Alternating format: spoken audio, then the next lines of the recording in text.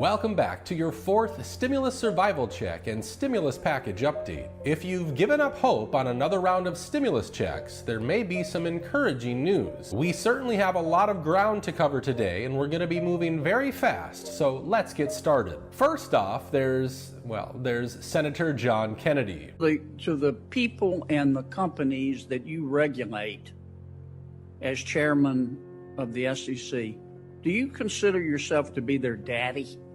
No. Then why do you act like it? I try to take the oath of office seriously that the SEC is set up to promote investor protection and facilitate capital formation and that which is in the middle. An important question has been asked on the internet. Exactly how many of our tax dollars is Congress spending at OfficeMax? This is a simple meme that you would find on the internet, but this meme is very real. This is, of course, a picture of former President Ronald Reagan. What does the GOP stand for? Get old people. Japanese quail are more sexually promiscuous on cocaine. These hairy bipedal species of space lizards. Not President Garfield, but someone probably more famous in this day and age than that. Chicken noodle soup. Chicken noodle soup. Chicken noodle soup. Liberal fantasy island. Wealthy coastal elites. As the players of the mobile game Pokemon Go. 20-foot impressive seahorse he's riding. Turtles are really slow. 2014 has been the warmest year on record. I asked the chair, you know what this is? It's a snowball. Die quickly. Sharknado 4. An even more important question is still being asked, which is, will there be a fourth stimulus check? If Democrats can't reach a deal on the $3.5 trillion human infrastructure bill, progressive Democrats say they will reject the $1.2 trillion physical infrastructure bill. Both of these bills need to be ready by Monday and will most likely not be ready as Senator Joe Manchin keeps demanding a lower price tag. This means both bills might have to be scrapped and start back at square one. Now, here's the encouraging news. If these bills fail, this could open up the opportunity to introduce a fourth stimulus check inside of any new bills that arrive after. So it possibly means more stimulus checks. As we've previously seen, AOC is also trying to revive the expanded unemployment benefits as well. We'll circle back to the fourth stimulus package in just a bit. Yesterday, though, President Biden hosted India's Prime Minister Modi at the White House. During the meeting, here's what went down. In fact, back in 2006, I set that hope out, where I said that by 2020, when I was vice president, 2020, the President of the United States paused for a minute to lower his mask and pick his nose. Of this decade and the role that is going to be played. Viewers counted just how many times he said the word in 13 seconds. And the end result was that he apparently stayed and married an Indian woman. The big news this week was, of course, the White House staff cutting off UK Prime Minister Boris Johnson mid-sentence. But there was something else people noticed. Steve Hilton tweeted, "When you're seated apart is incredibly dangerous, even when you're both, so you must wear a mask. But when you're standing close together, you're completely safe." That's just science, folks. Same thing happened with Prince Harry, Meghan Markle, New York Mayor de Blasio, and Governor Hochul, too. Just that center shot if you don't mind. That's great, that's great. Stairs, thank you. We're going to reset elevators this way. Thanks so much, everyone. Vice President Kamala Harris was about to come out to talk on The View, and two of the hosts suddenly tested positive in the middle of the show and had to leave the stage. Take a look. There seems to be something happening here that I'm not 100% aware of. Can someone please apprise me of the situation? I need the two of you to step off for a second. Okay. Anna and we're going to bring Sunny, you back. and we'll tell you why. More information later. It's a tease. We'll tell you why in a couple of minutes. So shall I introduce the Vice President? Yes. Okay. So, Vice President, no. Nope. Okay. Shall we dance? Let's do a tap dance. We'll come back. Talk about what? What else can we talk about for Hot Topics? Okay. As we always do in television when we're in a tight spot, we'll be right back. And what? coming back? I just have a little update. So What?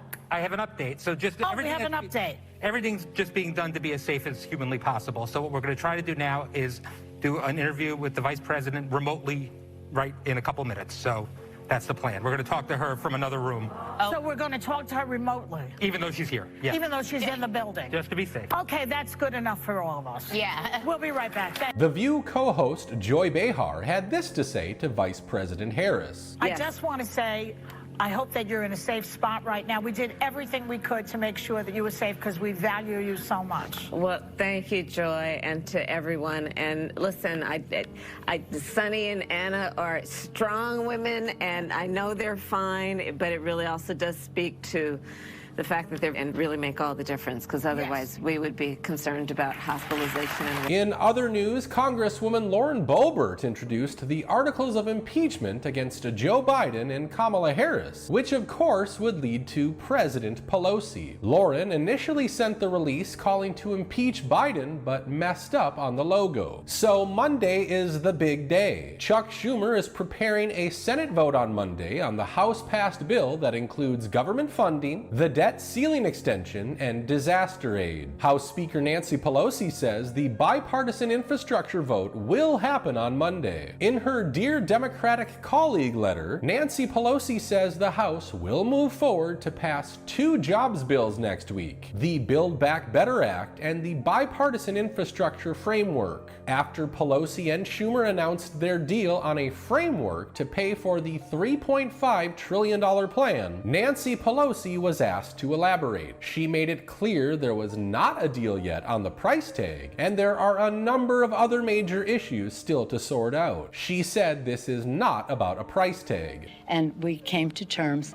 as to a framework of an array of agreements that we have depending on what the need is. Now, at the same time, we're finalizing on the outlay side, so if we need more, we need less, that will impact the choices we make there. But this was great progress, not in terms of, it's just that it's writing bills, and it takes time, and you have to make decisions, and that's what we did. No, we didn't talk about that. This is not about price tag.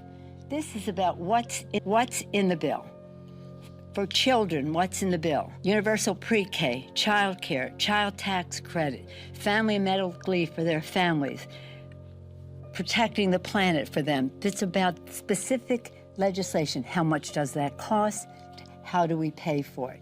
It's about the climate issues, as I ended on that, on the climate issues in terms of using the tax code to stimulate the business aspects of this to meet the emissions goals. And that's part of how we make some decisions in there. Does this use of the tax cut help meet the president's emission goals that we have as a nation? So it's not about a price tag or anything. It's about values, not dollars. And when we come to agreement on what people are for, or what they would cut if they want to do less, what would you cut? But our goal is to have a very specific priority, clearly presented with as close as possible results as possible. While President Biden's agenda has been billed as a $3.5 trillion cost, he says the real cost is $0 since it will all be paid for and will not contribute to the national debt. We talk about price tags. It is 0 price tag on the debt. We're going to pay for everything we spend. So it's not, people, understandably, well, it started off at 6 trillion, now it's 3.5 trillion, now it's going to be 2.9. It's going to be 0. 0, because in that plan that I put forward, and I said from the outset, I said, I'm running to change the dynamic of how the economy grows. I'm tired of trickle down. The trillionaires and billionaires are doing very, very well. You all know it, you've all reported it. And in the middle of this crisis, but hardworking people and middle-class people are getting hurt. And so I provide for example, a tax cut. If you have a child, you get a refundable tax credit. It's reduced hunger in America by 40%. Literally for children. You have the whole notion of being able to provide for daycare for your children, getting people back to school, etc. It's all paid for. It's all paid for. But a lot of these are flat tax cuts that exist within my proposal. And they're being calculated as if the cost of the child care tax credit is a cost to the government. It's reducing taxes, not increasing taxes. Moderate Democrats met with House Democratic leaders in Nancy Pelosi's office for an hour and 15 minutes yesterday, and afterward there was high expectation the vote on the Senate's infrastructure bill would still occur on Monday. Steny Hoyer said Pelosi is working towards getting the party's reconciliation bill on the floor by next week, even as there are major differences within their party to resolve. Steny confidently said both bills are going to pass. Congresswoman AOC says the priorities are all out of whack. We have increased our military spending year after year, senselessly and needlessly. And now again, during a time when we have ended an almost 2-decade war, there is no reason for us to be increasing our military spending and our defense budget when we are not funding child care, health care, housing priorities, and the climate crisis here at home. And I reserve my time. White House Press Secretary Jen Psaki and reporter Peter Doocy once again got into a heated exchange yesterday. We got on a question from earlier in the week. Why hasn't President Biden ever visited the southern border?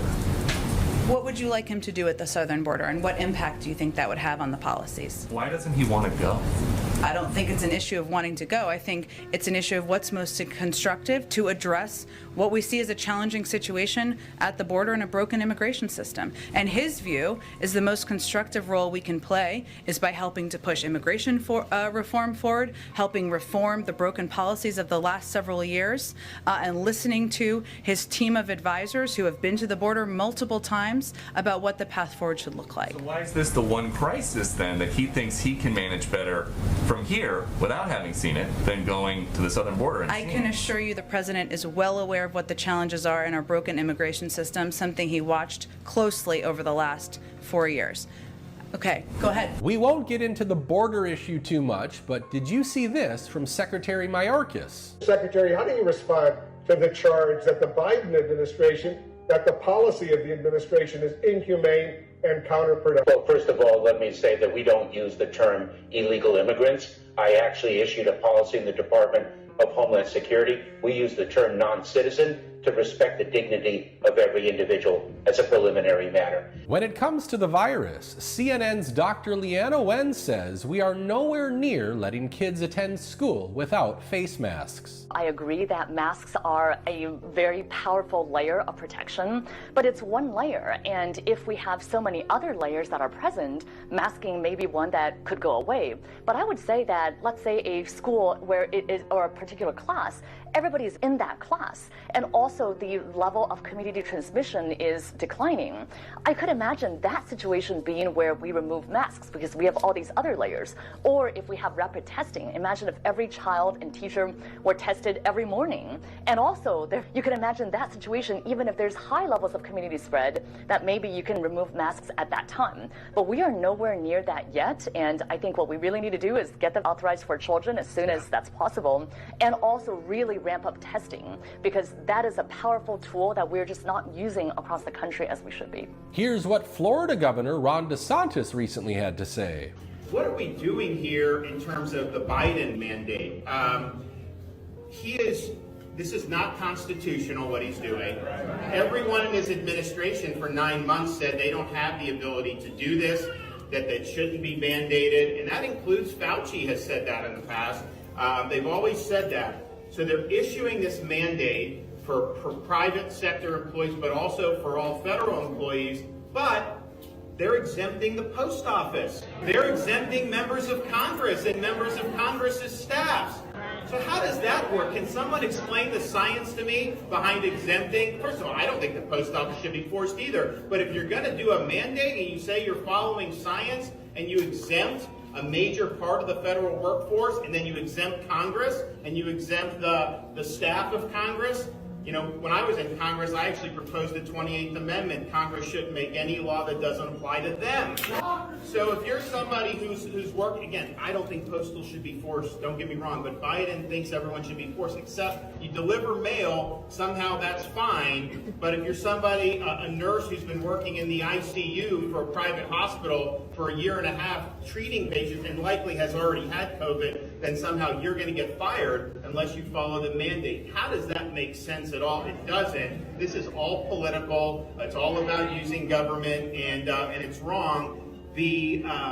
Also think about it. What have we been talking about for so long about the hospitals? It has never been a lack of beds, even though that's what they said at the beginning. It's you have very short staff sometimes, and it's very hard to get nurses. There's a shortage. They have contract nurses come in. There's all these different things. Every single hospital, that's like the number one thing they will say. Well, how is this going to help that problem? You're going to fire all these nurses who have been treating patients or have been working all this time? And again, most of them, many of them, have already likely had been recovered and do have natural. So it ends up taking issues with the health system and probably exacerbating it dramatically. Meanwhile, New York's new governor threatens to replace hospital workers with foreigners. You said yesterday that you were looking into temporary visas for foreign workers to fill these anticipated slots that might be empty in hospitals and nursing homes. So what is that going to look like? Where are these replacement healthcare workers coming from? What's the plan? Well, I'll start with the last question, see if I remember the first one by the time I get through your probably 3.5-part question, Bernadette. This is something that we have to work with the Department of State on first. And this is a conversation we've already been having to talk about the opportunity we might have in freeing up the visa system to have some temporary workers come from places like the Philippines, where many nurses go elsewhere. I literally had this conversation with the Prime Minister of Ireland when we sat where I am right now and talked about, you know, do you have any, everyone I'm talking to, I'm saying, do you have any healthcare workers you can get over to us? But it is going to be a Department of State approval process that we have to work through. So this will not help in the next couple of days, but it would be great if we can, and we're going to be continuing to find ways to adjust our licensing requirements so we can have out-of-state healthcare workers. There will certainly be much more to come, so if you enjoyed today's video, feel free to give it a like by pressing the thumbs up button, pressing the thumbs up button, pressing the thumbs up